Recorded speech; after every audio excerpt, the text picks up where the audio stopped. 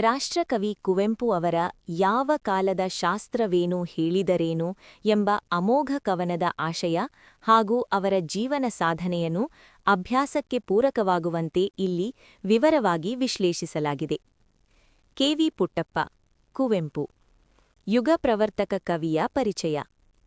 ಕುವೆಂಪು ಅವರು ಆಧುನಿಕ ಕನ್ನಡ ಸಾಹಿತ್ಯದ ನವೋದಯ ಕಾಲಘಟ್ಟದ ಅಪ್ರತಿಮ ಪ್ರತಿಭೆ.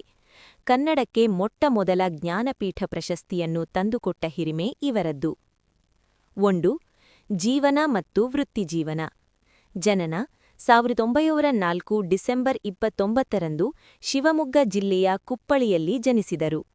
ಶಿಕ್ಷಣ ಮೈಸೂರಿನ ಮಹಾರಾಜ ಕಾಲೇಜಿನಲ್ಲಿ BA ಮತ್ತು MA ಪದವಿ ಪಡೆದರು. ವೃತ್ತಿ ಮೈಸೂರು ವಿಶ್ವವಿದ್ಯಾನಿಲಯದ ಕುಲಪತಿಗಳಾಗಿ ಸೇವೆ ಸಲ್ಲಿಸಿ ವಿಶ್ವವಿದ್ಯಾನಿಲಯದ ಶೈಕ್ಷಣಿಕ ಮತ್ತು ಆಡಳಿತಾತ್ಮಕ ಸುಧಾರಣೆಗೆ ನಾಂದಿ ಹಾಡಿದರು. 2. ಸಾಹಿತ್ಯ ಕೃಷಿ. ಮಹಾಕಾವ್ಯ ಶ್ರೀ ರಾಮಾಯಣ ದರ್ಶನಂ.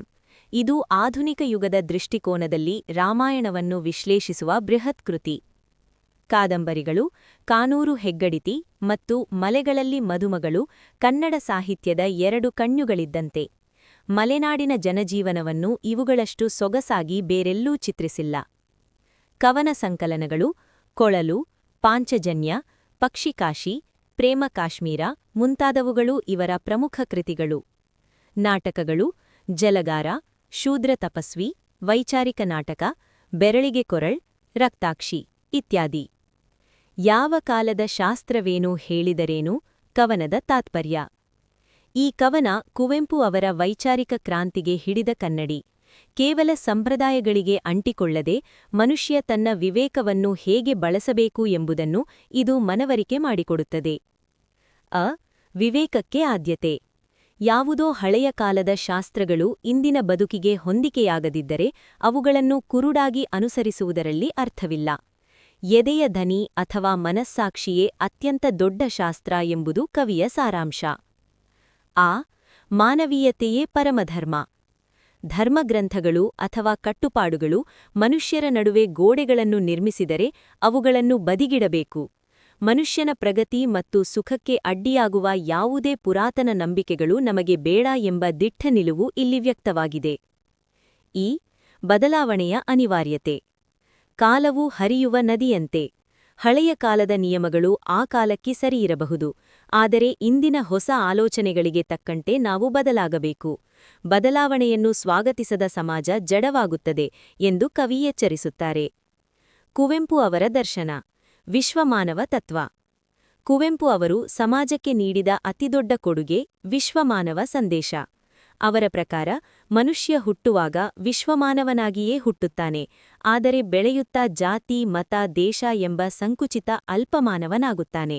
ಪುನಃ ಈ ಎಲ್ಲ ಗಡಿಗಳನ್ನು ಮೀರಿ ಮನುಷ್ಯ ವಿಶ್ವಮಾನವನಾಗಬೇಕು ಎಂಬುದು ಅವರ ಆಶಯವಾಗಿತ್ತು. ಮನುಜಮತ, ವಿಶ್ವಪಥ, ಸರ್ವೋದಯ, ಸಮನ್ವಯ, ಪೂರ್ಣದೃಷ್ಟಿ ಇವು ಕುವೆಂಪು ಅವರು ಸಾರಿದ 5 ಪ್ರಮುಖ ಸೂತ್ರಗಳು. ಪ್ರಶಸ್ತಿ ಮತ್ತು ಗೌರವಗಳು. ರಾಷ್ಟ್ರಕವಿ 1958ರಲ್ಲಿ ಕರ್ನಾಟಕ ಸರ್ಕಾರದಿಂದ ಈ ಗೌರವ ಲಭಿಸಿತು. ಜ್ಞಾನಪೀಠ ಪ್ರಶಸ್ತಿ 1967ರಲ್ಲಿ ಶ್ರೀ ರಾಮಾಯಣ ದರ್ಶನಂ ಕೃತಿಗೆ ಲಭಿಸಿತು. ಕರ್ನಾಟಕ ರತ್ನ ಕರ್ನಾಟಕ ರಾಜ್ಯದ ಅತ್ಯುನ್ನತ ನಾಗರಿಕ ಪ್ರಶಸ್ತಿ. ಪದ್ಮವಿಭೂಷಣ ಕೇಂದ್ರ ಸರ್ಕಾರದಿಂದ ನೀಡಲಾದ ಗೌರವ. ರಾಷ್ಟ್ರಗೀತೆ ಕರ್ನಾಟಕದ ಹೆಮ್ಮೆಯ ನಾಡಗೀತೆ ಜಯ ಭಾರತ ಜನನಿಯ ತನುಜಾತೆ ಇವರ ರಚನೆಯೇ ಆಗಿದೆ. ಸಂಕ್ಷಿಪ್ತವಾಗಿ ಕುವೆಂಪು ಅವರ ಈ ಸಾಲುಗಳು ನಮ್ಮನ್ನು ಕುರುಡು ನಂಬಿಕೆಗಳಿಂದ ಹೊರತಂದು ಸ್ವತಂತ್ರವಾಗಿ ಯೋಚಿಸುವಂತೆ ಪ್ರೇರೇಪಿಸುತ್ತವೆ. ಹಳೆಯದನ್ನು ಗೌರವಿಸುತ್ತಲೇ ಹೊಸ ವೈಜ್ಞಾನಿಕ ದೃಷ್ಟಿಕೋನವನ್ನು ಬೆಳೆಸಿಕೊಳ್ಳುವುದು ಇಂದಿನ ಅಗತ್ಯವಾಗಿದೆ. ಯಾವ ಕಾಲದ ಶಾಸ್ತ್ರ ಏನು ಹೇಳಿದರೇನು ಕವನದ ಸಾರಾಂಶ ಹಾಗೂ ಪ್ರಶ್ನೋತ್ತರಗಳು. 1. ಪದ್ಯದ ಆಶಯ ಮತ್ತು ಮುಖ್ಯಾಂಶಗಳು. ಈ ಕವನವು ಶಾಸ್ತ್ರಗಳಿಗಿಂತ ಮನುಷ್ಯತ್ವ ಮತ್ತು ಮನಸ್ಸಾಕ್ಷಿ ದೊಡ್ಡದು ಎಂದು ಸಾರುತ್ತದೆ. ಇದರ ಪ್ರಮುಖ ಅಂಶಗಳು ಹೀಗಿವೆ. ಅಂತರಾತ್ಮದ ಧ್ವನಿ. ಪುಸ್ತಕದ ನಿಯಮಗಳಿಗಿಂತ ಎದೆಯೊಳಗಿನ ಧ್ವನಿಯೇ ಶ್ರೇಷ್ಠ ಶಾಸ್ತ್ರ. ಸಹಜ ಮನುಷ್ಯ ಧರ್ಮ. ಕಷ್ಟದಲ್ಲಿರುವವರಿಗೆ ಸಹಾಯ ಮಾಡಲು ಯಾವುದೇ ಶಾಸ್ತ್ರದ ಅಪ್ಪಣೆ ಬೇಕಿಲ್ಲ. ವೈಚಾರಿಕತೆ. ಮನುಷ್ಯತ್ವಕ್ಕೆ ವಿರುದ್ಧವಾಗಿರುವ ಹಳೆಯ ಕಟ್ಟುಪಾಡುಗಳನ್ನು ಧೈರ್ಯದಿಂದ ಧಿಕ್ಕರಿಸಬೇಕು. ಕಾಲಕ್ಕೆ ತಕ್ಕ ಬದಲಾವಣೆ. ಹಳೆಯ ಕಾಲದ ನಿಯಮಗಳು ಇಂದಿನ ಬದಲಾದ ಕಾಲಕ್ಕೆ ಅನ್ವಯಿಸುವುದಿಲ್ಲ. 2 ಅಂಕದ ಪ್ರಶ್ನೋತ್ತರಗಳು ಸಂಕ್ಷಿಪ್ತ ಮತ್ತು ನಿಖರ. ಕವಿಯ ಪ್ರಕಾರ ಎಲ್ಲಕ್ಕಿಂತ ದೊಡ್ಡ ಶಾಸ್ತ್ರ ಯಾವುದು? ಉತ್ತರ: ನಮ್ಮ ಮನಸ್ಸಾಕ್ಷಿಯೇ ಎಲ್ಲಕ್ಕಿಂತ ದೊಡ್ಡ ಶಾಸ್ತ್ರ ಎಂದು ಕವಿ ಹೇಳುತ್ತಾರೆ. ನಿಜವಾದ ಋಷಿ ಮತ್ತು ಮನು ಯಾರು? ಪ್ರತಿಯೊಬ್ಬ ವ್ಯಕ್ತಿಯ ಎದೆಯೊಳಗಿನ ಧ್ವನಿಯೇ ಅವನಿಗೆ ನಿಜವಾದ ಋಷಿ.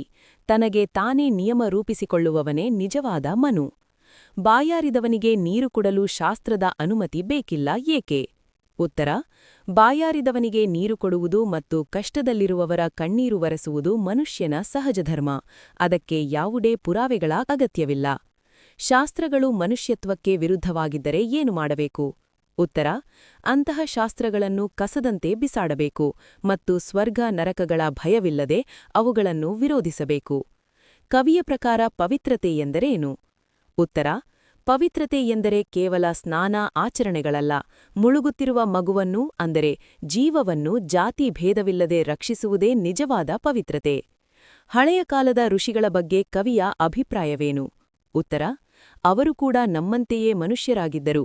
ಅವರು ರೂಪಿಸಿದ ಶಾಸ್ತ್ರಗಳು ಕೇವಲ ಆ ಕಾಲದ ಸಂದರ್ಭಕ್ಕೆ ಮಾತ್ರ ಸೀಮಿತವಾಗಿದ್ದವು. 5 ಅಂಕದ ಪ್ರಶ್ನೋತ್ತರಗಳು ವಿಶ್ಲೇಷಣಾತ್ಮಕ ಪ್ರಶ್ನೆ: ಮಾನವೀಯತೆಯೇ ನಿಜವಾದ ಧರ್ಮ ಎಂಬುದನ್ನು ಕವನ ಹೇಗೆ ವಿವರಿಸುತ್ತದೆ? ಉತ್ತರ: ಈ ಕವನದಲ್ಲಿ ಧರ್ಮವನ್ನು ಕಟ್ಟುಪಾಡುಗಳಿಂದ ಮುಕ್ತಗೊಳಿಸಿ ಮಾನವೀಯತೆಯ ನೆಲೆಗಟ್ಟಿನಲ್ಲಿ ವಿವರಿಸಲಾಗಿದೆ. ಸಹಜ ಸ್ಪಂದನೆ: ಬಾಯಾರಿದವನಿಗೆ ನೀರು ನೀಡುವುದು ಅಪ್ಪಣೆ ಕೇಳಿ ಮಾಡುವ ಕೆಲಸವಲ್ಲ, ಅದು ಮನುಷ್ಯತ್ವದ ಸಹಜ ಗುಣ.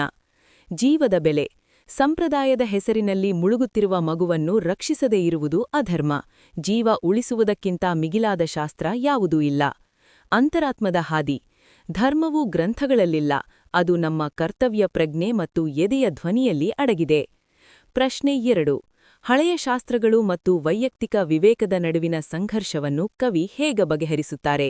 ಉತ್ತರ: ಶಾಸ್ತ್ರ ಮತ್ತು ವಿವೇಕದ ನಡುವೆ ಸಂಘರ್ಷ ಉಂಟಾದಾಗ ಕವಿ ವಿವೇಕಕ್ಕೆ ಆದ್ಯತೆ ನೀಡುತ್ತಾರೆ. ಕಾಲದ ಪ್ರಜ್ಞೆ: ಮನು ಬರೆದ ನಿಯಮಗಳು ಅಂದಿನ ಕಾಲಕ್ಕೆ ಸರಿಯಿರಬಹುದು, ಆದರೆ ಇಂದಿನ ಬದಲಾದ ಸಮಾಜಕ್ಕೆ ಅವು ಅಪ್ರಸ್ತುತ. ಭಯಮುಕ್ತ ನಿರ್ಧಾರ: ಶಾಸ್ತ್ರ ಮೀರಿದರೆ ನರಕ ಬರುತ್ತದೆ ಎಂಬ ಭಯವನ್ನು ಬಿಡಬೇಕು. ಅನ್ಯಾಯದ ನಿಯಮಗಳನ್ನು ವಿರೋಧಿಸುವುದೇ ನಿಜವಾದ ಧೈರ್ಯ. ಸ್ವನಿರ್ಧಾರ: ಪ್ರತಿಯೊಬ್ಬನೂ ತನ್ನ ಜೀವನಕ್ಕೆ ತಾನೇ ಮನು ಆಗಬೇಕು, ಅಂದರೆ ತನ್ನ ವಿವೇಕದಿಂದ ಸರಿಯಾದದ್ದನ್ನು ನಿರ್ಧರಿಸಬೇಕು. 10 ಅಂಕದ ಪ್ರಶ್ನೆ ವಿಸ್ತೃತ ವಿಮರ್ಶೆ: ಹಳೆಯ ಸಂಪ್ರದಾಯಗಳಿಗಿಂತ ಮಾನವೀಯತೆ ಮತ್ತು ವಿವೇಕವೇ ಶ್ರೇಷ್ಠ. ಚರ್ಚಿಸಿ. ಪೀಠಿಕೆ: ಈ ಕವನವು ಕುರುಡು ನಂಬಿಕೆ ಮತ್ತು ಸಂಪ್ರದಾಯಗಳ ಸಂಕೋಲೆಯನ್ನು ಮುರಿದು ಮನುಷ್ಯತ್ವವನ್ನು ಎತ್ತಿಹಿಡಿಯುವ ಕ್ರಾಂತಿಕಾರಿ ಆಶಯವನ್ನು ಹೊಂದಿದೆ. ವಿಶ್ಲೇಷಣೆ: ಮನಸ್ಸಾಕ್ಷಿಯ ಪ್ರಾಮುಖ್ಯತೆ: ಶಾಸ್ತ್ರಗಳು ಮನುಷ್ಯ ನಿರ್ಮಿತ, ಆದರೆ ಮನಸ್ಸಾಕ್ಷಿ ದೈವಿಕ. ಅಂತರಾತ್ಮಕ್ಕೆ ಸರಿಯೆಂದು ಕಂಡದ್ದನ್ನು ಮಾಡುವುದೇ ಪರಮಧರ್ಮ. ಸಾಮಾಜಿಕ ನ್ಯಾಯ ಮತ್ತು ಸಮಾನತೆ: ಜಾತಿಯ ಹೆಸರಿನಲ್ಲಿ ಮಗುವನ್ನು ರಕ್ಷಿಸದೇ ಇರುವುದನ್ನು ಕವಿ ತೀವ್ರವಾಗಿ ಖಂಡಿಸುತ್ತಾರೆ. ಅಸ್ಪೃಶ್ಯತೆ ಅಥವಾ ಮಡಿವಂತಿಕೆಗಿಂತ ಜೀವಕಾರುಣ್ಯ ದೊಡ್ಡದು. ವೈಚಾರಿಕ ನಿಲುವು: ಋಷಿಗಳು ಮನುಷ್ಯರೇ ಎಂಬ ವಾಸ್ತವವನ್ನು ಕವಿ ನೆನಪಿಸುತ್ತಾರೆ. ಕಾಲ ಬದಲಾದಂತೆ ಧರ್ಮದ ವ್ಯಾಖ್ಯಾನವೂ ಬದಲಾಗಬೇಕು. ಸ್ವರ್ಗ ನರಕಗಳ ಕಲ್ಪನೆ: ಸ್ವರ್ಗ ನರಕಗಳು ಬಾಹ್ಯ ಜಗತ್ತಿನಲ್ಲಿಲ್ಲ, ನಮ್ಮ ಕೆಲಸಗಳಲ್ಲಿವೆ. ಕರ್ತವ್ಯ ನಿಷ್ಠೆಯೇ ನಿಜವಾದ ಮುಕ್ತಿ. ಉಪಸಂಹಾರ: ನಿನಗೆ ನೀನೇ ಮನು ಎಂಬ ಸಂದೇಶದ ಮೂಲಕ ಕವಿ ಪ್ರತಿಯೊಬ್ಬರನ್ನೂ ಸ್ವತಂತ್ರ ಆಲೋಚನೆಗೆ ಪ್ರೇರೇಪಿಸುತ್ತಾರೆ. ಹಳೆಯದನ್ನು ಗೌರವಿಸಬೇಕು, ಆದರೆ ಅದು ಮನುಷ್ಯತ್ವಕ್ಕೆ ಅಡ್ಡಿಯಾದಾಗ ಅದನ್ನು ಮೀರಿ ನಿಲ್ಲುವುದೇ ನಿಜವಾದ ವಿವೇಕ.